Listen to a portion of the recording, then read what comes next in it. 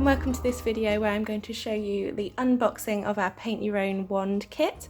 Once you get your box, you'll find your unpainted 3D printed magic wand, little information sheet, a safety disclaimer, stuff about caring for your wand, an instruction booklet which gives you some painting tips, tells you how to replicate some of our classic designs if that's what you'd like to do, a piece of sandpaper which we're going to use in the first stage, I'll show you that shortly, 2 paintbrushes, one larger, one smaller, 12 little pots of paint, and finally this little magic wand stand which you can use to display your wand. I'll show you later how to assemble that.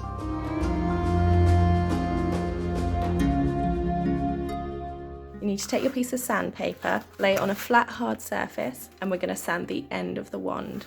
I'm going to hold it by the handle onto the sandpaper and draw circles.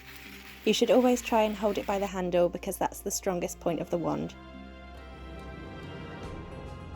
Just check across the handle and shaft for any little hairy bits that come from the 3D printing.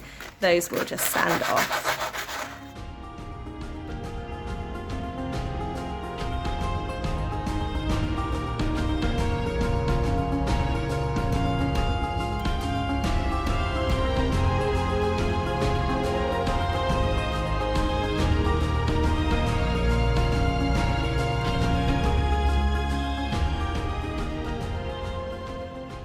And you'll have 3 parts.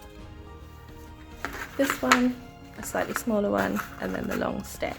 All you need to do is take the end and pop that in the hole of one side, and then take the other end and pop that in there. You may need a little bit of glue. If you just pop that on the very end here, just PVA, super glue, hot glue, anything will work. And then that's your wand stand.